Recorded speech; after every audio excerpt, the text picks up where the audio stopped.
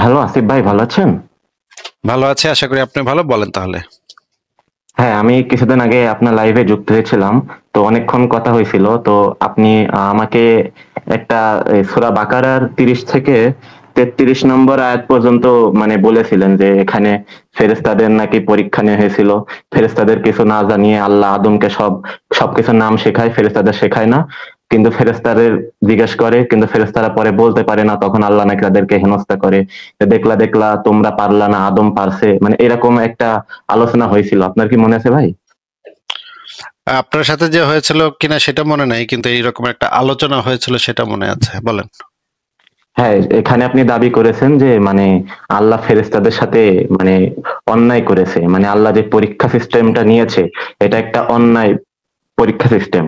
তো আপনি হ্যাঁ, যদি আয়াতটা ভালো করে খেয়াল করেন, ওখানে তো এমন কিছুই বলা হয়নি ভাই। আচ্ছা ঠিক আছে, আমরা তাহলে আয়াতগুলো বের করি, দেখি এখানে কি বলা হয়েছে। আপনি দাবি করেছিলেন যে ফেরেশতাদের পরে আল্লাহ জিজ্ঞেস করলো, ফেরেশতারা বলতে পারলো না। হ্যাঁ, এতটুকুই বলা আছে। পরে আদম ফেরেশতাদেরকে সবকিছু শিখাই আহ, দিল। তারপরে তার কিছু এমনটা সেটা বলা হয়নি। সেটা আপনি আল্লাহ তো একটু ফেরেশতাদেরকে আমরা অপমান আমরা করে তো বলেনি যে ফেরেশতা তোমরা কিছু পারো না, দেখলা দেখলা আরে ভাই আদম। আরে ভাই আরে ভাই, আপনি আগে আয়াতগুলা পড়েন। আয়াতগুলা পড়ার পর এই যে এই পরীক্ষা নেওয়াটার দরকারটা কেন পড়ছিল ভাই, একটু যদি বলতেন।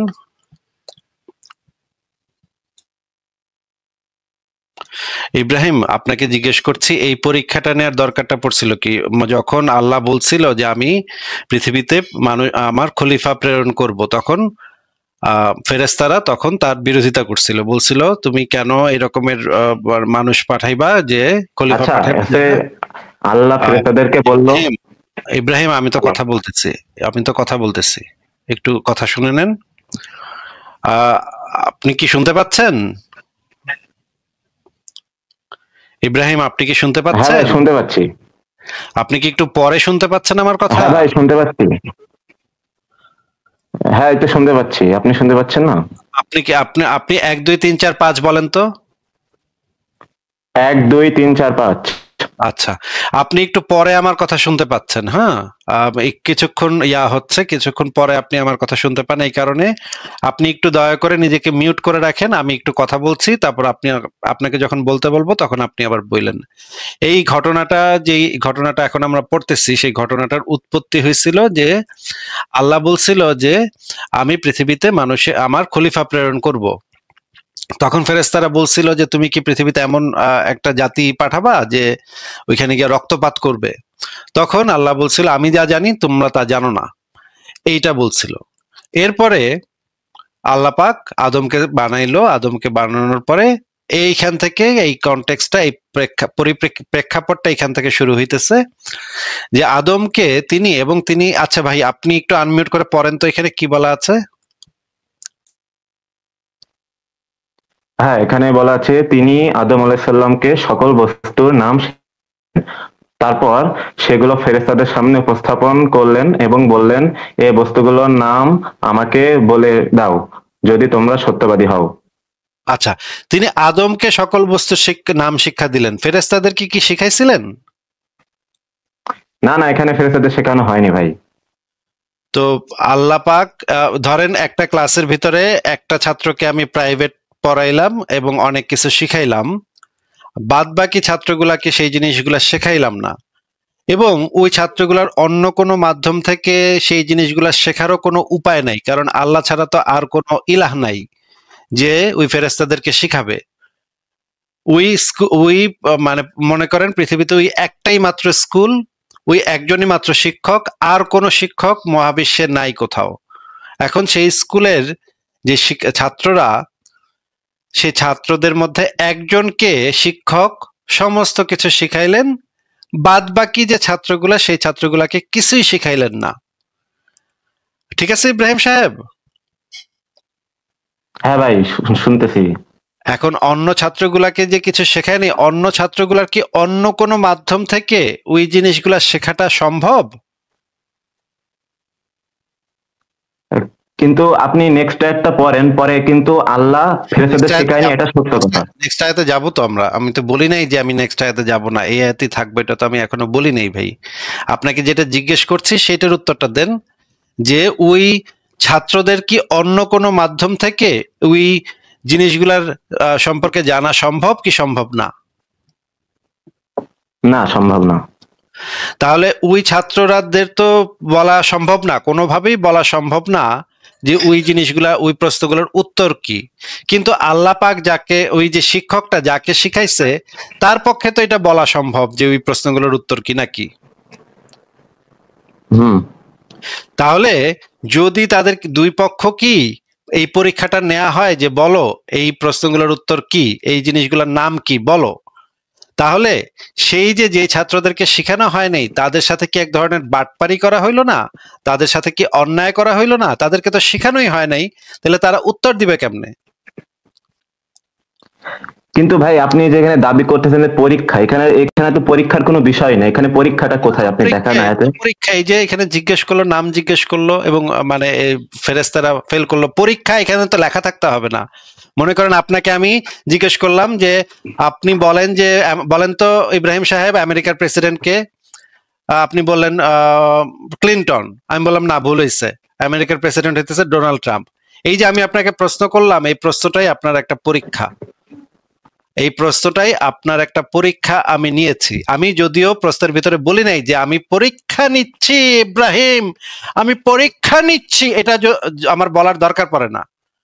এইটা আমি যখন আপনাকে এই প্রশ্নটা করতেছি তখনই এটা পরীক্ষাতে পরিণত হয়েছে।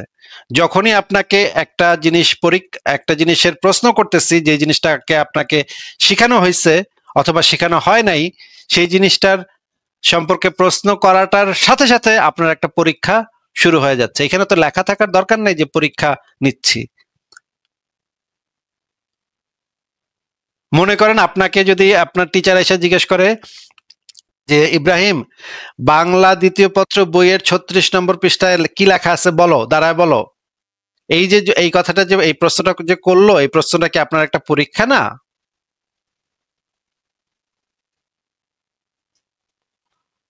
আচ্ছা, যদি এটা পরীক্ষা হয়ে থাকে তাহলে আচ্ছা, তাহলে কি ফেরেশতাদেরকে আপনি আপনি আপনি আপনি মানে এখানে যে বললেন যে এই কোরআনের আয়াতের ভিতরে তো ভাই লেখা নাই ভাই পরীক্ষা, যে এটা তো এখানে কোরআনের ভিতরে, কোরআনের ভিতরে ভাই এই আয়াতের ভিতরে তো কোথাও লেখা নাই পরীক্ষা। এই বেকুবের মতো কথাটা আপনি কেন বললেন ভাই? না, এটা এখানে আদমের মানে হেকমত কতটুকু, মানে আল্লাহ যখন সৃষ্টি আরে করলো সেটাই তো ফেরেশতাদের থেকে পরীক্ষা। তার জ্ঞান বেশি। আরে এটাই এটা এটা আরে যাচাই আরে করার জন্য। হেকমত, হেকমত এখানে যাচাই কিভাবে হবে? একটা পক্ষরে তো শেখাই নাই, তাহলে হেকমত যাচাই হবে কিভাবে? আদমের হেকমত এখান থেকে কেমনে যাচাই হবে যে এক পক্ষরে শিখায় নাই আরেক পক্ষরে শিখাইছে? সেখানে হেকমত যাচাই কিভাবে হয়? বলদ নাকি আপনি ভাই? ভাই, আপনি নেক্সট দুটো আয়াত দেখেন না, ওখানে এর উত্তর নেক্সট দেয়া আছে আয়াতে ভাই। যাবো আমরা, আমি তো বলি নাই নেক্সট আয়াতে যাবো না। আপনি আমাদেরকে আগে বলেন যে হেকমত বলদের মতো কথা বলতেছেন কেন? হেকমত এখানে কিভাবে যাচাই হবে? এক পক্ষরে শিখাইছে আরেক পক্ষরে শিখায় নাই।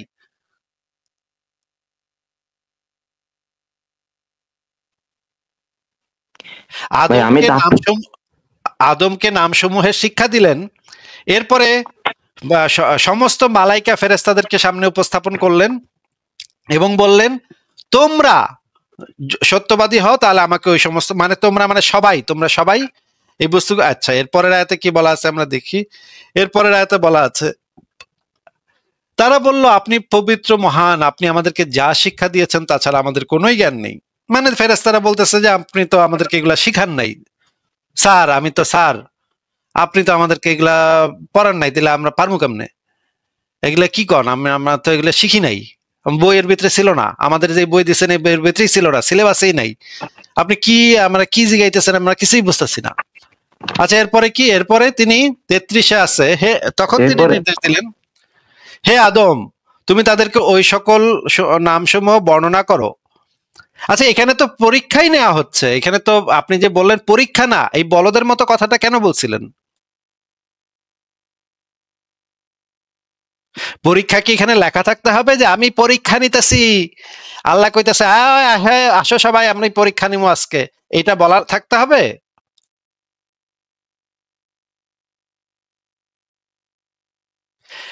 ইব্রাহিম, আপনাকে জিজ্ঞেস করতেছি যে এই বলদের মতো কথাটা আপনি কেন বলছিলেন যে এটা তো পরীক্ষা না? পরীক্ষা কোথায় লেখা আছে দেখান, এই কোরআনের আয়াতে কোথায় পরীক্ষা লেখা আছে দেখান। পরীক্ষা লেখা থাকতে হবে? ওরে ইব্রাহিম, কথা বলেন, কথা শোনা যাচ্ছে না তো আপনার?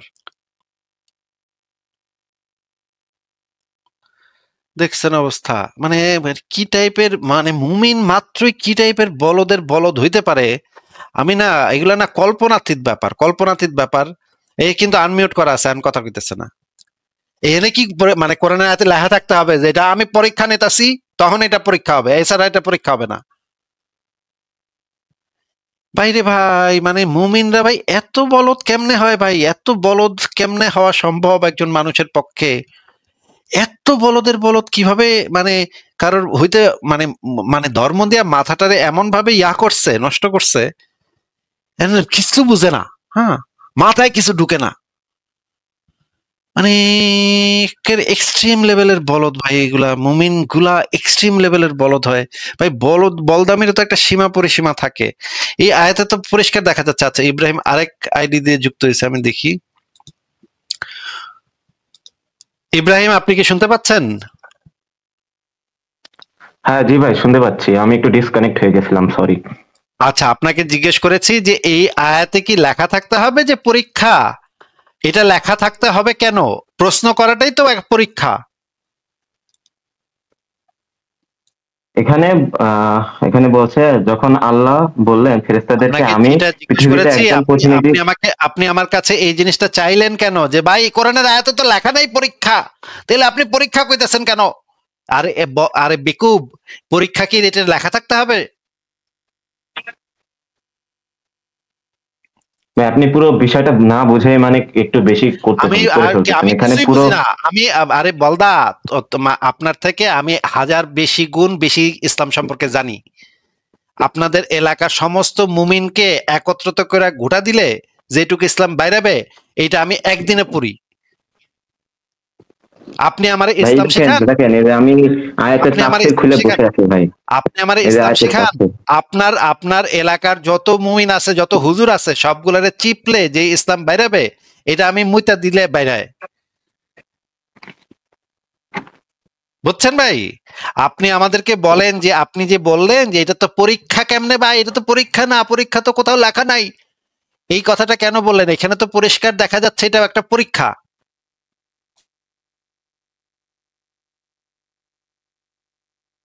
ইব্রাহিম, কি জিজ্ঞেস করছি সেটার উত্তর দেন। এটা কি পরীক্ষা নাকি পরীক্ষা না? ফেরেশতারা মানে পরে তো আদমকে বলে দিল যে কি আদম, জিজ্ঞেস করেছে আল্লাহ। আপনাকে? প্রশ্নটা কি করেছে? প্রশ্নটা কি করেছে আপনাকে? প্রশ্নটা বলেন। উত্তর দিতে হবে না, প্রশ্নটা বলেন। আপনি জিজ্ঞেস করলেন যে এটা পরীক্ষা কি পরীক্ষা না। হ্যাঁ, এটা এই পরীক্ষা নাকি পরীক্ষা না, এটা আগে বলেন, তারপর বলেন পরীক্ষা কি এখানে লেখা থাকলে তখন এটা পরীক্ষা হবে, নাকি এই প্রশ্নগুলা করলে এই যে ঘটনাটা আমরা পড়তেছি সেখান থেকে পরিষ্কার বোঝা যাচ্ছে এটা একটা পরীক্ষা। আচ্ছা ভাই, তাহলে আমি উত্তর দিচ্ছি, মানে একটু একটু বড় করে উত্তর দিই, মানে এইটা আপনার আগে প্রশ্নের আগে আমি উত্তর দিব। আগে এটা পরীক্ষা নাকি পরীক্ষা না সেটার উত্তর দেন।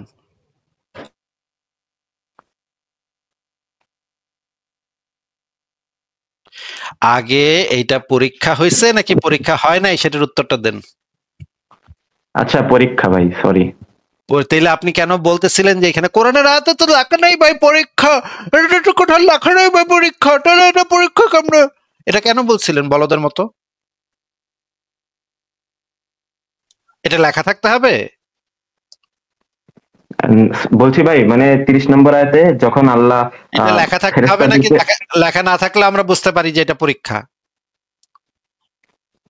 তাফসিরে ভাই এমন কিছু বলা নেই ভাই, তাফসির তো পড়ছি তাফসীরে ভাই, কি বলা তাফসির আছে আমি। না না বলা আছে সেটা পরে আমরা যাব। আপনাকে যেটা জিজ্ঞেস করছি সেটা বলেন। এইখানে কি লেখা থাকতে হবে এটা পরীক্ষা, নাকি লেখা না থাকলে আমরা বুঝবো পরীক্ষা?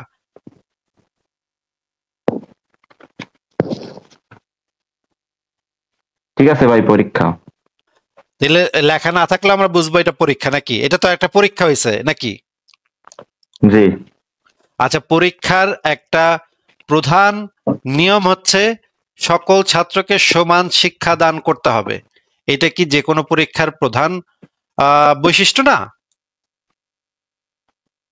হুম। সিলেবাস সেম থাকতে হবে, পড়ানোর কাঠামো সেম থাকতে হবে। একজনের যদি প্রাইভেট পড়ায় আরেকজনের যদি প্রাইভেট না পড়ে তাহলে সেখানে একটা ইনজাস্টিস হয়, যাদেরকে প্রাইভেট পড়ানো হয় নাই তাদের সাথে ইনজাস্টিস হয় নাকি ভাই? হুম। কাউকে যদি প্রশ্নপত্র আগেই দিয়ে দেয় আর অন্যদেরকে যদি প্রশ্নপত্র না দেয় তাহলে সেটা অন্য ছাত্রদের সাথে ইনজাস্টিস হয় নাকি? জি। তাহলে এই যে আদমকে জিনিসগুলা শিখাইলো আর ফেরেশতাদেরকে জিনিসগুলা শিখাইলো না, এইটা তো ফেরেশতাদের সাথে ইনজাস্টিস হইল নাকি? 30 নম্বর আয়াতে আল্লাহ ফেরেশতারা যখন কথা বললো, তখন আল্লাহ বলল যে আমি জানি যা তোমরা জানো না। কিন্তু ফেরেশতারা আগে ভাই এখানে বলে দিয়েছে যে তারা হাঙ্গামা সৃষ্টি করবে, রক্তপাত ঘটাবে। মানে ফেরেশতারা কিন্তু এক ধাপ বেশি বলে দিয়েছে। এই জন্য হয়তো আল্লাহ তাদেরকে একটা যেই শিক্ষা জন্যই দেওয়ার হোক, জন্য যেই এই জন্যই এই হোক, যেই জন্যই হোক, কারণটা যেটাই হোক না কেন, আপনাকে যদি মনে করেন আপনি আমার সাথে একটা মানে বাজে আচরণ করছেন, এখন আমি যদি বাজে আচরণের কারণে আপনাকে শিক্ষা দেওয়ার জন্য আপনার সাথে একটা ইনজাস্টিস করি, সেই ইনজাস্টিসটা তো ইনজাস্টিসই থাকে, তাই না? সেটা তো আমার আপনার ক্ষেত্রে সেটা তো অবশ্যই থাকবে, কিন্তু এখানে আল্লাহ আবারও যিনি জিজ্ঞেস গায়েবের করছি, জ্ঞান থাকেন, সেখানে আবারও জিজ্ঞেস ফেরেশতারা একটু বেশি বলে ফেলছে। তো সেখানে আবারও একটা জিজ্ঞেস ইয়ে করছি, করার জন্য মনে করেন আল্লাহ। মনে করেন আপনি আমার সাথে একটু বেশি বেশি চিল্লাচিল্লি করতেছেন, গালিগালাজ করতেছেন। এইটা শোনার পর আমার খুবই মেজাজ খারাপ হইলো। এরপর আমি আপনার বাসায় আগুন দিয়া জ্বালায় দিলাম আপনার বাসাটা। এখন আপনার বাসাটা আগুন দিয়া জ্বালা দেওয়ার কারণটা যেটাই হোক না কেন, আমি আপনার বাসা আগুন দিয়া জ্বালাইছি, এটা তো সত্য নাকি? জি, সত্য। সেটার কারণ যাই হোক না কেন, আমি যে একটা অপরাধ করছি, আমি যে একটা অন্যায় করছি, সেটা তো সত্য। হুম। কারণটা বর্ণনা করলে তো সেই অন্যায়টা, মনে করেন একটা মেয়ে রাস্তা দিয়ে যাচ্ছিল, দেখে আমার খুব ভাল লাগছে, কারণ আমি তারে দইরা চিপায় তারে মানে মানে খামচি খুমচি দিছি। এখন এটার কারণ যাই হোক না কেন, কারণ এমন একজন এসে বলতে পারে, ভাই আসিফ মহিউদ্দিনের অনেক ক্যারা উঠছিল, এই জন্য সে কামটা করছে, কামটা করে ফেলেছে, ভাই খুব মাথা নষ্ট হয়ে গেছিল, এই জন্য কামটা করছে। কারণ যাই হোক না কেন, আমি যে একটা অন্যায় করছি সেটা তো তাতে মিথ্যা হয়ে যায় না। কারণ যাই হোক না কেন, যদি কেউ একটা অন্যায় করে, মনে করেন একজন ঘুষ খাইছে, তার বাসায় অনেক অভাব ছিল, তার মায়ে অনেক অসুস্থ ছিল, হাসপাতালে ছিল, ঠিক আছে, কারণটা আমরা বুঝলাম যে তোমার মায়ে অনেক অসুস্থ ছিল, কারণ ঠিক আছে, কিন্তু তাই বলে তো সে ঘুষ খাইতে পারে না, ঘুষ খাওয়াটা তো অন্যায় হবে নাকি? জি। কারণটা আমরা যদি আমলে নেইও, তাতেও তো এই অন্যায়টা তো আর ন্যায় পরিণত হয় না। এই অন্যায়টা তো অন্যায় থাকে, যেখানে যেটা অন্যায়টা হচ্ছে আদমকে স্পেশালি শিক্ষাদান করছে, কিন্তু ফেরেশতাদেরকে সেই জিনিসটা সম্পর্কে কিছু শেখায় নাই। এখন এটা যেই কারণেই করে থাকুক না কেন, আল্লাহ হয়তো চেইত্তা গিয়া, ওই ফেরেশতার বাচ্চা ফেরেশতারা, তোরা আমার লগে পাকনামি করস, দাঁড়া, খাইছি তো করে দাঁড়া, তোরা এমন অপমান করুম সবার সামনে, তো একেবারে এমন অপমান করুম, এটা ভাইবা হয়তো আল্লাহ এটা করছে। আপনার কথা আমরা আমলে নিলাম যে আল্লাহ এটা চিন্তা করে করছে যে ফেরেশতারা বেশি পাকনামি করছে, এই জন্য আল্লাহ সেইতে গিয়া ফেরেশতা করে একটু মানে অসম্মান করার জন্য, একটু আহ আদমরে একটু বেশি সম্মান দেওয়ানোর জন্য এই কামটা করছে। এটা আমরা আপনার কথা আমলে নিলাম, আপনার কথা আমরা মাইনে নিলাম, সেটাতে আমাদের কোনো আপত্তি নেই। কিন্তু এই কাজটা, যেই কাজটা করছে, সেই কাজটা তো অন্যায় করছে, এইটা তো আল্লাহর ক্ষেত্রে খাটে না। সে তো ন্যায় কইরাও জিনিসটা করতে পারতো, সে তো এমন করতে পারতো, ফেরেশতা ওই তোরা আয়, ফেরেশতারা তোরা আয়, তোরা এগুলোর নাম শিখ, ওই আদম তুই আয়, তুই এগুলোর নাম শিখ, সবাই মিলে একসাথে পড়, পড়তে থাক, মুখস্থ কর মুখস্থ কর। তারপরে তো সবাই মুখস্থ করলো, এরপরে গিয়া আল্লাহ সবাই পরীক্ষা নিল, দেখ তো করে কিন্তু সমান সুযোগ দিছি রে, তোরা কিন্তু সমান পড়াইছি রে, সবাই কিন্তু সমান পড়াইছি, এবার আয় আদম আয়, তুই দেখে গেলার নাম। তো তখন যে দেখা গেল আদমে কয়ে দিছে, তখন এটার একটা লেভেল প্লেইং ফিল্ড থাকতো, যে সবাই সুযোগ পাইছে, সবাই সমান শিক্ষা দেওয়া হয়েছে, কিন্তু ফেরেশতারা পারে নাই, আদমে পারছে।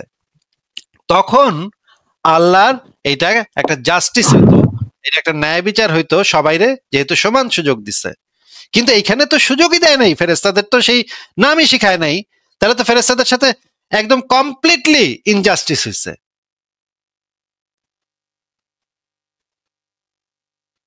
বলেন।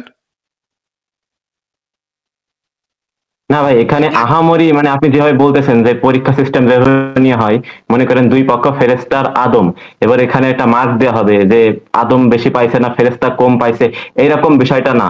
আল্লাহ কিছু জিনিস আদমের শিখাইলেন এবং আদমকে শিখানোর পরে ওই জিনিসগুলো তাহলে আবার সব ফেরেশতাদের মিলিয়ে সামনে প্রেজেন্ট করলো, তখন আরে ফেরেশতারা শুনে মিলিয়ে এটা আল্লাহ বললো যে তাহলে আল্লাহ আল্লাহ ফেরেশতাদেরকে আর আদমকে সামনাসামনি রেখে এগুলোর নাম জিজ্ঞেস করবে, এটা তো একটা বিরাট বিষয়। এটা এত হালকা ভাবে আপনি নিতেছেন কেন?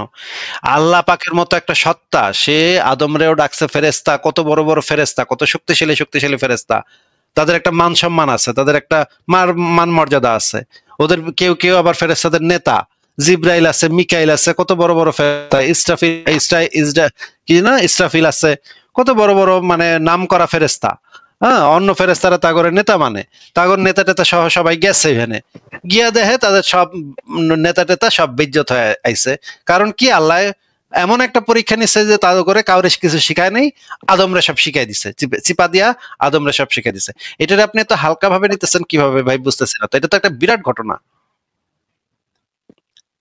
না, বিরাট ঘটনা ভাই, এখানে তেমন কিছু মানে অত বিরাট কিছু না, কিন্তু আল্লাহ আদমকে অবশ্যই শিখাইলেন আল্লাহর, পরে। এটা যদি একজন শিক্ষক এই কাজটা করে, পৃথিবীর একজন শিক্ষক যদি এই কাজটা করে, তাহলে সেই শিক্ষক একজন অনৈতিক শিক্ষক হিসেবে গণ্য হবে। আমি তাকে একজন অনৈতিক মানুষ হিসেবে গণ্য করব। আর আল্লাহর ক্ষেত্রে তো সেটা আরো বেশি আমি মানে ইয়া করব। আল্লাহর পক্ষে তো এই জিনিসটা করাই সম্ভব না। এটা কিভাবে করলো? এরকমের একটা মারাত্মক অন্যায়, ফেরেশতাদের সাথে একটা মারাত্মক অন্যায়, এটা কিভাবে আল্লাহ করলো? আল্লাহর কাছের জন্য তো এটা আরো বেশি মানে ম্যাসিভ জিনিস, আরো এক্সট্রিম জিনিস, যে আল্লাহ এরকমের একটা ইনজাস্টিস ফেরেশতাদের সাথে কিভাবে করলো। সাধারণ মানুষ, আমি আমি তাও ভাবতাম যে সাধারণ মানুষ, একজন সাধারণ মানুষ করছে, এটা হয়তো সে তার মনে অনেক ইয়া ছিল, সে হয়তো একজন সাধারণ মানুষের ভুল ভ্রান্তি থাকতেই পারে। সাধারণ মানুষের ক্ষেত্রে হয়তো তাও আমি জিনিসটাকে, তারপরে আমি এই জিনিসটা যদি একজন সাধারণ মানুষ করতো, তারপরেও তাকে আমি একজন বাজে শিক্ষক হিসেবে গণ্য করতাম, একজন অনৈতিক মানুষ হিসেবে গণ্য করতাম, যে সে সবাইকে সমান শিক্ষা দেয় নাই। তারপরে আমি সেটাকে আমি হয়তো একসেপ্ট করতাম যে সে হয়তো বাংলাদেশের মতো একটা দুর্নীতি প্রবণ দেশে থাকে, এই দেশে হয়তো সে ছোটকাল থেকে শিক্ষা শিক্ষা বড় হয়েছে এই সমস্ত টাউট বাট পারি, এই জন্য হয়তো সে কইরা ফেলাইছে, ভুলে হয়তো করে ফেলছে। এটা মানুষ মাত্রই ভুল হইতে পারে। কিন্তু আল্লাহর তো সেই মানে সীমাবদ্ধতা নাই। আল্লাহ কিভাবে, আল্লাহ তো দুর্নীতিগ্রস্ত সমাজে বড় হয় নাই, তাহলে আল্লাহ কিভাবে এরকমের ইনজাস্টিস করলো? আচ্ছা ভাই, আমাকে একটু সুযোগ দেবেন, আমি একটা মানে উদাহরণ দিয়ে আয়াতটা আমি মানে সুন্দর করে বোঝানোর একটা চেষ্টা করতেছি। মানে আয়াতে যেভাবে আপনি বলা আছে আপনি আমি ঠিক ওইভাবেই উদাহরণ দিতে চাই। আপনি আমাদেরকে এই জিনিসটা আগে একটু বুঝান যে যে কোনো একটা পরীক্ষায় সবাইকে তো সমান সুযোগ দিতে হয় নাকি?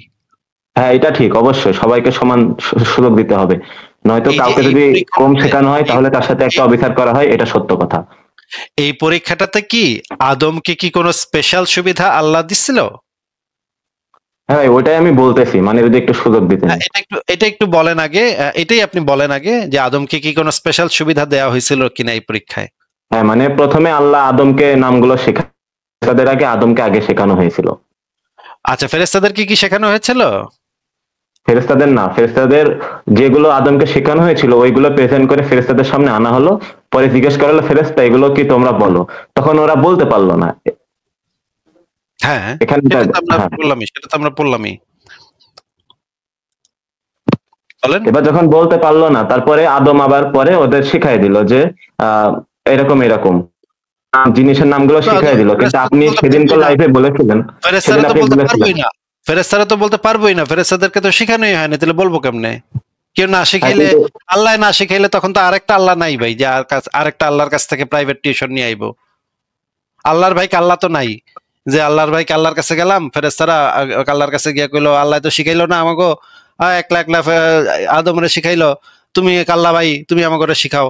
এটা তো সম্ভব না ভাই, আল্লাহ তো একজনই।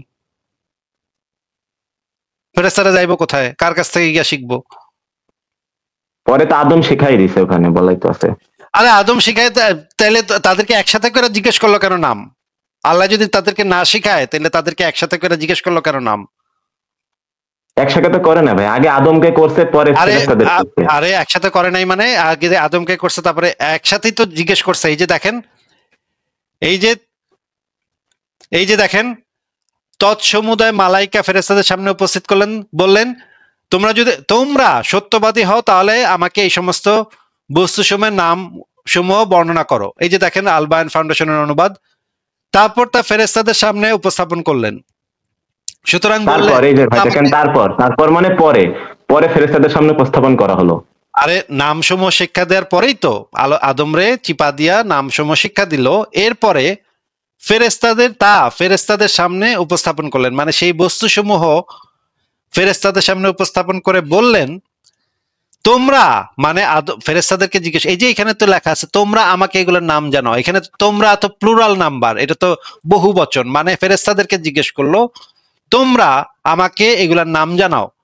তাহলে তো ফেরেশতাদেরকে তো জিজ্ঞেসই করলো, ফেরেশতাদের জিজ্ঞেস করলো না কেমনে? কিন্তু একসাথে তো করে নাই, আপনি যেটা বললেন।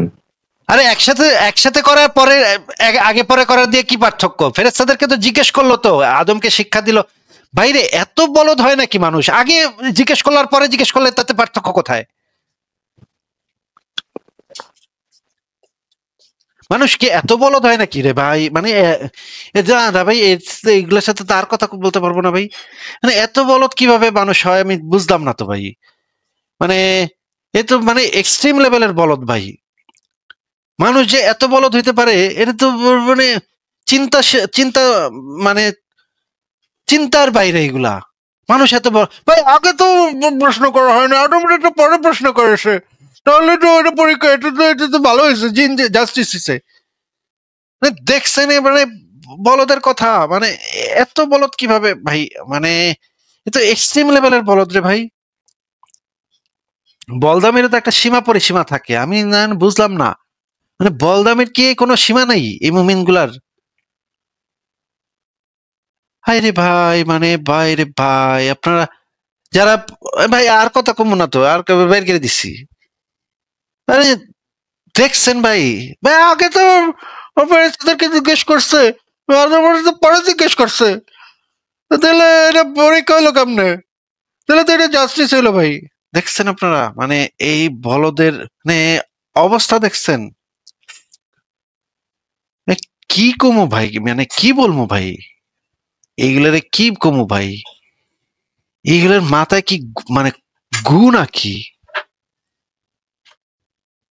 ভাই রে ভাই, মানে কি একটা অবস্থা, মানে মেজাজটা আরো খারাপ করতেছে। ইস, এইগুলা মানে মেজাজ টেজাজ খারাপ করে দেয়। আচ্ছা, পরের জনকে যুক্ত করি। কি বলবো ভাই, কি বলবো? মুমিন মুমিন মাত্রই কি মানে একদম চুনা হাগা মুমিন। আচ্ছা, আমি একটু এখন যে কথাগুলো বলছেন এটা একটু আলাদা, অপ্রাসঙ্গিক একটা জিনিস আমি জানতে চাচ্ছিলাম আর কি। যতটুকু আমি জানতে পারছি বা আপনাদের মাধ্যমে জানতে পারছি যে যখন মোহাম্মদ ওই এলাকায় মানে কি বলে মক্কা অথবা মদিনায় জন্ম হয়েছে, তখন ওই সময়কে আর কি ওইখানে কোনো গোষ্ঠী বা কোনো ফ্যামিলি কি মুসলিম বা ইসলাম ফলো করতো ওই সময়টায় ওই গোষ্ঠীগুলোতে? না না, মোহাম্মদ তো ইসলাম চালু করছে, তাহলে আগে ইসলাম পালন করবে কেমনে? আমি তো আপনাদের মতো এতটা মানে গভীরভাবে রিসার্চ করতে পারি না। তাহলে তাহলে আমি কি ধরতে পারি বা বা এরকম কোন দালিলিক প্রমাণ আছে যে মোহাম্মদের আব্বা এবং মোহাম্মদের আম্মা ইসলাম ফলো করতো? কোন দালিলিক প্রমাণ আছে? না না, তারা তো মুশরিক ছিল ভাই, তারা পৌত্তলিক মুশরিক, মূর্তি পূজারী ছিল। এমন হাদিসেও তো বলা আছে, মোহাম্মদ নিজেই বলছে আমার পিতা এবং মাতা উভয় জাহান্নামী। আচ্ছা, আপনি কি আমাকে এরকম কোন দালিলিক হাদিস দিতে পারবেন যেখানে ক্লিয়ার ভাবে লেখা আছে বা উল্লেখ করা আছে যে মোহাম্মদের বাবা এবং মা ছিল পৌত্তলিক বা কোনো মানে এরকম কিছু? আপনার কি এরকম মনে আছে কোন হাদিস? হ্যাঁ হ্যাঁ, অবশ্যই দেখাতে পারবো। মানে আমাদের কাছে অসংখ্য রেফারেন্স আছে, মোহাম্মদের পুরা 14 গোষ্ঠী ছিল পৌত্তলিক। ঠিক আছে, আপনাকে বের করে দেখাচ্ছি, একটু ধৈর্য ধরেন, আমি বের করছি।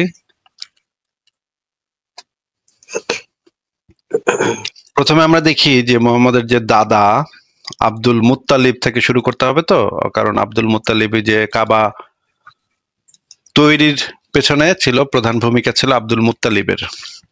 এটা তো আপনি জানেন, মোহাম্মদের দাদার নাম ছিল আব্দুল মুত্তালিব, সে ছিল কুরাইশ বংশের একজন। আপনাদের মাধ্যমে জানতে পারি। হ্যাঁ, আব্দুল মোতালেব ছিল কুরাইশ বংশের একজন সম্ভ্রান্ত নেতা, এবং এখনকার যে কাবাটা দেখেন সেই কাবাটা তৈরিও করছিল ওই আব্দুল মোতালেবের সময়ই তৈরি করা হয়েছিল। এটা হচ্ছে বুখারী শরীফের ইসলামিক ফাউন্ডেশন 1277 নম্বর হাদিস। এখানে যে জিনিসটা বলা হচ্ছে যে এই মোহাম্মদ তার চাচা আবু তালিবের কাছে গেছে মৃত্যু সজ্জায়, তার চাচা আবু তালিব হচ্ছে মৃত্যু সজ্জায়। দেখেন এই যে মুশরিক ব্যক্তি মৃত্যুকালে লা ইলাহা ইল্লাল্লাহ উচ্চারণ করলে, মানে মুশরিক ব্যক্তি মানে এখানে আবু তালিবের কথা বোঝানো হচ্ছে, মোহাম্মদের যে চাচা, যার বাসায় মোহাম্মদ থাকতো। দাদা মারা যাওয়ার পরে আবু তালিবের বাসায় গিয়ে মোহাম্মদ উঠছিল। সে হইতেছে হযরত আলী এবং উম্মে হানির পিতা। আর নাম শুনছেন আপনি এদের? আচ্ছা, চলে গেলেন, কবির তো চলে গেলেন। আচ্ছা, আবার যুক্ত করি। কবির, আপনি কি শুনতে পাচ্ছেন? হ্যাঁ, শুনতে পাচ্ছি ভাই, বলেন। আমি বললাম যে মোহাম্মদের দাদার নাম ছিল আব্দুল মুত্তালিব, চাচার নাম ছিল আবু তালিব।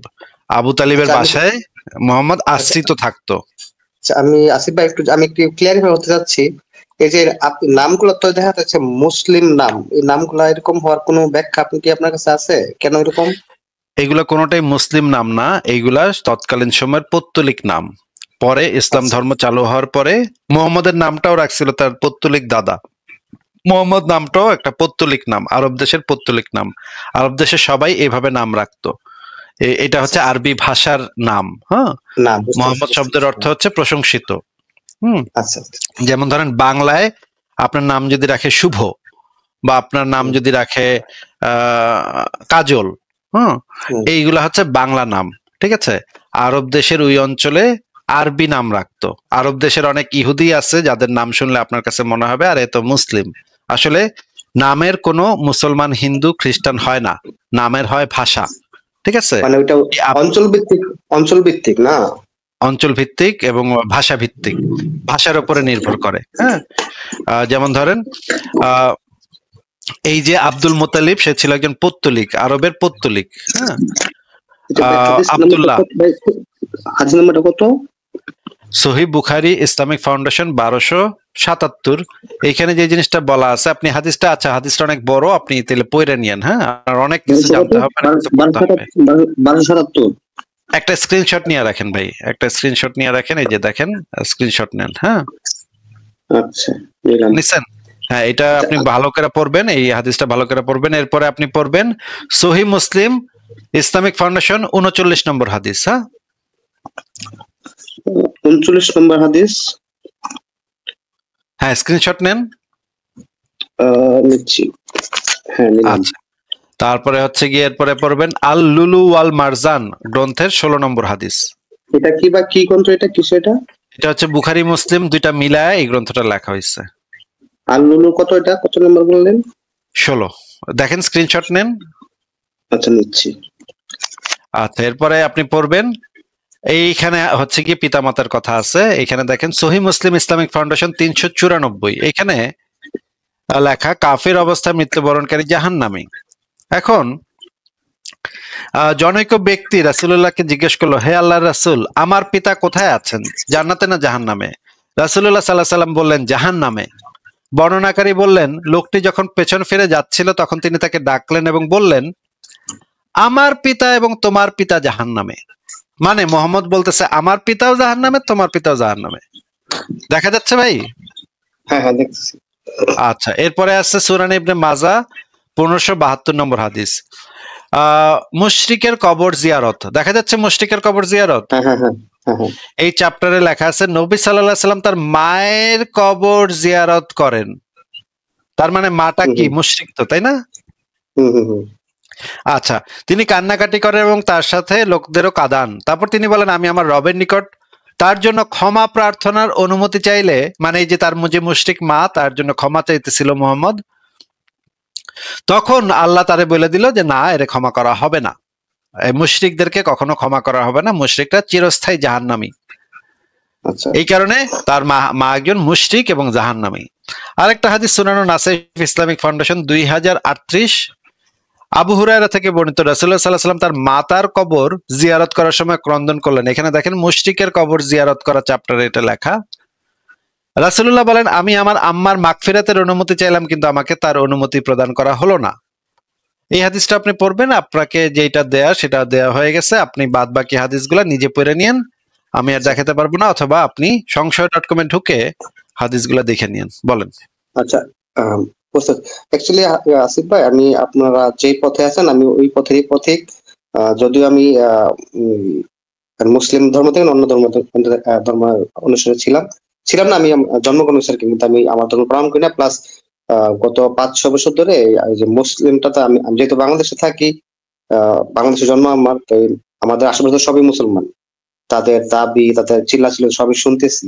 আচ্ছা, আমি একটা কথা আপনাকে জিজ্ঞেস করতেছিলাম, আমাদের যে এই মৌলানা তো মানে অনেক লেভেলের আছে, একদম ছোট লেভেল থেকে শুরু করে বড় লেভেল বলতে দেখা যায় আজহারি উনি একটু বড় লেভেলের, এবং চিপা চাপাই মাহফিল করা সবাই মানে দাবি করে পৃথিবীর যত বিজ্ঞান মেডিকেল সায়েন্স সবকিছু আসছে কোরআন থেকে।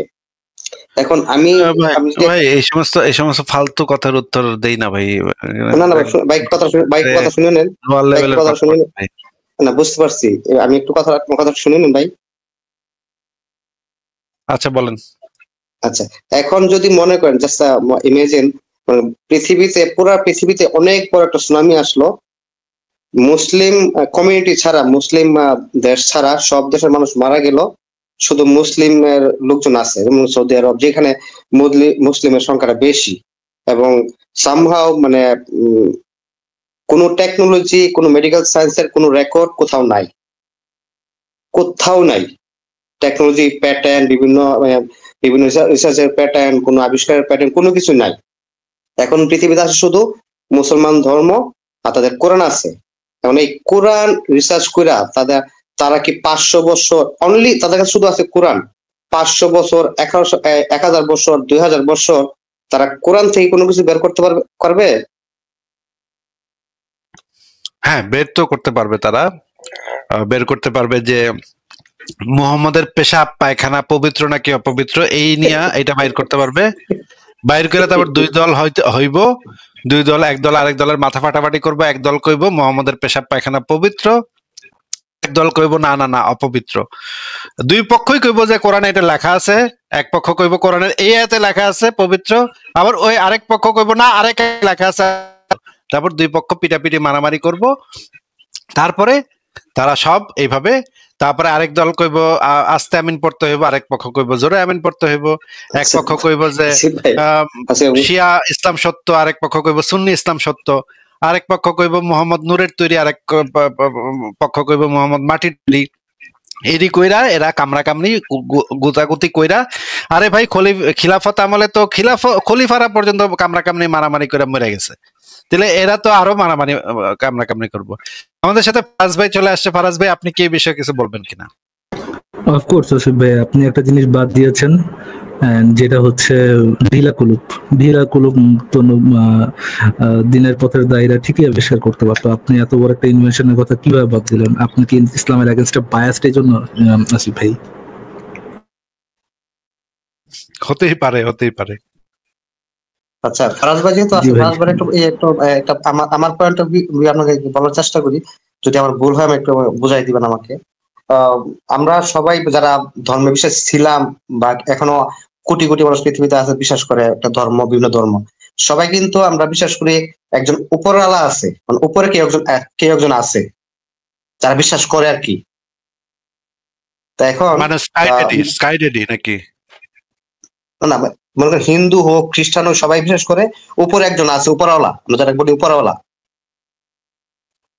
আমরা মোটামুটি একটা বিশ্বাস করি। আরেক ভাড়াটে আছে তারপরে হ্যাঁ, মানে উপরে একজন আছে, মানে একজন উপরে আমাদের বিচার করার জন্য উপরে একজন বসে আছে। এখন আমি মানে যারা বুঝতে চাইতেছি, মনে করেন যে মেসি খেলতেছে বাংলাদেশে, আর সেম টাইমে এই রোনাল্ডো খেলতেছে আমেরিকাতে। মেসিও গোল করলো, রোনাল্ডো গোল করলো। মেসিও গোল করে উপর দিকে চায় ভগবানের তার সৃষ্টিকর্তাকে ধন্যবাদ দিবে, আর রোনাল্ডো ওখানে আমেরিকায় বসে গোল করে সেম টাইমে গোল কইরা উপর দিকে চাই সৃষ্টিকর্তাকে ধন্যবাদ দিব। তাহলে মেসির উপর তো রোনাল্ডো নিচু হয়ে গেল। আমি কথাটা কি বুঝাইতে পারছি? বুঝলাম জি না, ভাই, আবার বলেন। জি ভাই, জি না মানে উনি বলতে যাচ্ছে ধরেন কোন একজন হিন্দু মুসলিমের মধ্যে কোন একটা কম্পিটিশন হলো, দুজনই উঠে তার স্রষ্টার কাছে বললো যে প্লিজ আমরা জিতে দাও। এখন যদি হিন্দু জিতে যায় সেও তার উপরওয়ালার কাছে ধন্যবাদ জানায়, না আবার মুসলমান ফারাজ ভাই, জিতে যায় সেও ফারাজ তার ভাই উপরওয়ালার কাছে। এরকম না, এরকম না, এরকম না, আর একটু বলতেন আমাকে ফারাজ ভাই। হ্যাঁ হ্যাঁ, বলেন বলেন। আমি জাস্ট একটা সিনারি দিচ্ছি আপনাকে। মেসি বাংলাদেশের ঢাকা স্টেডিয়ামে খেলতেছে ফুটবল, সেম টাইম রোনাল্ডো খেলতেছে আমেরিকাতে ও আচ্ছা আচ্ছা, ফুটবল। পৃথিবীর অবস্থান থেকে বলতেছেন যে পৃথিবীর ধরেন হ্যাঁ নর্থ হ্যাঁ পোলে খেলতেছে কেউ, সাউথ পোলে খেলতেছে কেউ। নর্থ পোলে কেউ জিতার পর উপর দিকে তাকাবে, সাউথ পোলের দিকে কেউ খেলার পরও সে উপর দিকে তাকাবে, হ্যাঁ। ও যেখানে আচ্ছা আচ্ছা, হ্যাঁ একজনের হ্যাঁ, উপর ভালো হচ্ছে কথা। একজনের নিচ আর কি। তো মেসির ভালো উপর কথা তো হয়ে গেল বলছেন। রোনাল্ডোর নিচ। তো সেই আচ্ছা ক্ষেত্রে তো আসিফ ভাই, এখানে এটা একটা রিলেটেড একটা হাদিস যদি আপনি দেখাই দিতে পারেন যে আহ, যখন আয়েশার কাছে জিজ্ঞেস করা হয়েছিল যে আল্লাহ কোথায় আছে, আয়েশা যে ফাকিউ সাইন না কি জানি উপরের দিকে একটা আঙ্গুল তুলে তাকাইছিল, এরকম একটা সাইন দিছিল যে আসিফ ভাই, এরকম একটা হাদিস আছে না? আচ্ছা আচ্ছা, এটা নিয়ে অনেকগুলো হাদিসে আছে, এটা একদম ইসলামের মৌলিক আকীদা, আল্লাহ উপরে আছেন। আর কিন্তু এখানে আসলে অ্যাকচুয়াল প্রশ্নটা হচ্ছে কার? আমাকে জিজ্ঞেস করতেছেন। না, আসিফ ভাইকে জিজ্ঞেস করতেছি, ভাই উপরে আছে আই গেট ইট, বাট কার? মোহাম্মদের মোহাম্মদের ওকে, ইটস মোহাম্মদ গেটিং হচ্ছে স্টিমি আল্লাহ নাও। আর আসিফ ভাই, ফারাজ ভাই, আপনাদেরকে অনেক ধন্যবাদ। আপনারা যে এত ধৈর্য নিয়ে আমাদের মধ্যে যে মুমিনদের যে যারা তো ব্রেইনলেস, আপনারা এত ধৈর্য নিয়ে কথা বলতে পারেন, আপনাদেরকে অসংখ্য ধন্যবাদ। ঠিক আছে ধন্যবাদ কবির ভাই, ভাই, ধন্যবাদ আপনাকে দিয়ে ছোট, ধন্যবাদ দিয়ে ছোট করে না, আমাদের বিকাশে 10,000 20,000 টাকা পাঠাই দেন, এটা আরো বেটার হবে। ধন্যবাদ দিয়ে ছোট করার কোনো দরকার নেই কবির ভাই। আচ্ছা আচ্ছা আচ্ছা, মাশাআল্লাহ, ঠিক আছে। আলহামদুলিল্লাহ। ঠিক আছে কবির ভাই। বিকাশের নাম্বার তো দিলেন না, বিকাশের নাম্বার কোনো অ্যাকাউন্ট নাম্বার তো দিলেন না। বেচারার মনটাই ছোট ভাই। আপনি যে পোস্টটা নিছেন আমি বুঝছি ভাই, আপনি কত পাঠাইবেন, থাক থাক, দরকার নেই। থ্যাংক ইউ যুক্ত হওয়ার জন্য কবির ভাই। না এরকম না, এরকম না। আচ্ছা, এনি হাউ, থ্যাংক ইউ কবির ভাই, ইট ওয়াজ এ জোক। থ্যাংক ইউ যুক্ত হওয়ার জন্য। আমরা দেখি তাহলে নেক্সট কারো কাছে যাই, ঠিক আছে ভাই? আচ্ছা আচ্ছা। টেক কেয়ার ভাই, টেক কেয়ার, ভালো থাকেন তাহলে, বাই।